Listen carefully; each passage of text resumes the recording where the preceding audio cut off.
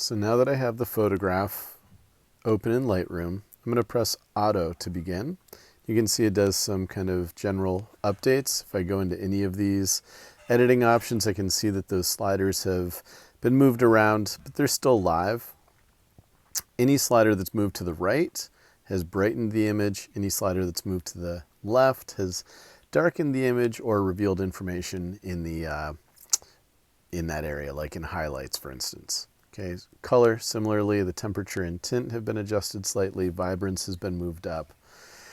Let's say I want to work on color that is specifically in my bicycle. I can tap on the color mixer and then this little target symbol. And now anything that I touch, it's going to focus on that color. Okay, so I kind of get that vibrant or that violet color. I'm going to tap on saturation down below. Find that violet color and then drag to increase by moving to the right. Okay, luminance, I can do the same thing. It takes a little bit here to get to,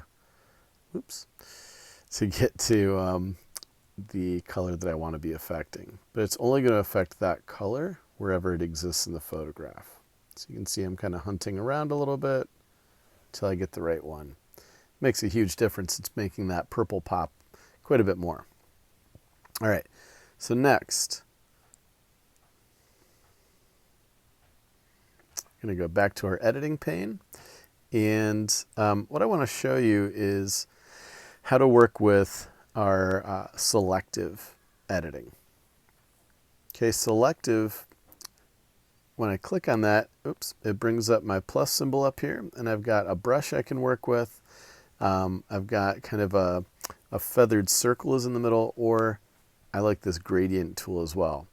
Okay, with the gradient tool, I'm going to press plus, and then when I drag that gradient down, or that little anchor point down, it allows me to control how the gradient takes place.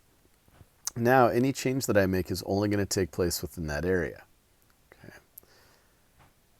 So for instance, if I come in with light, I'll do some big adjustments here so that we can really see what's happening. You can see it's only affecting that area. Okay, contrast.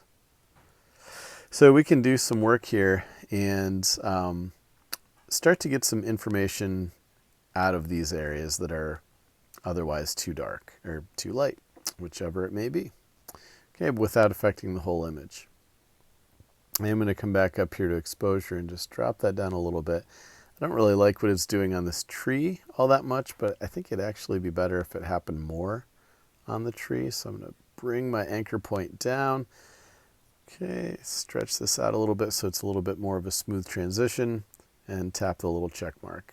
This is all experimental. If I don't like it, I can always go back to select, tap on that anchor point, and hit the trash can, and it goes away. All right. Maybe my solution is not trying to get the sky to look more dark or to have more of a presence, but maybe my goal here is to crop the image. All right, so crop is down here, and I have this option down in the lower left that shows me the aspect ratio. So let's see what square looks like. Maybe I just want to crop this into kind of a traditional Instagram square so that the focus is on the bike and you just get a little bit of indication of the wooded area that I'm in. That helps quite a bit, actually. There are other ratio options, okay, that might be suitable for you. So I like that better already. If I tap and hold on this image, it's going to show me prior to editing, and then it'll bring it back when I let go of the image on the screen. And if I wanted to, I could always go back into crop and go back to original, and it's going to bring back that full image. Okay, so nothing is permanent on this. So with that in mind, I don't want you to be afraid to play and explore.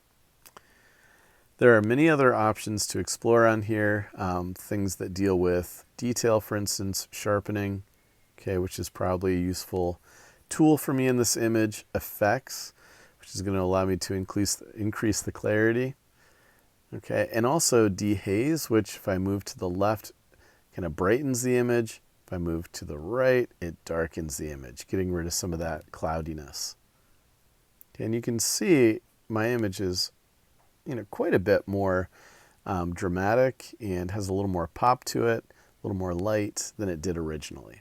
Now, if I wanted to get this photograph onto my camera roll to put onto Instagram or onto Blogger, I would now come up to this little share arrow at the top of the screen. You can see there's a number of options. I would choose export to camera roll. That's going to create a JPEG that gets put into the camera roll app on my phone or on my iPad.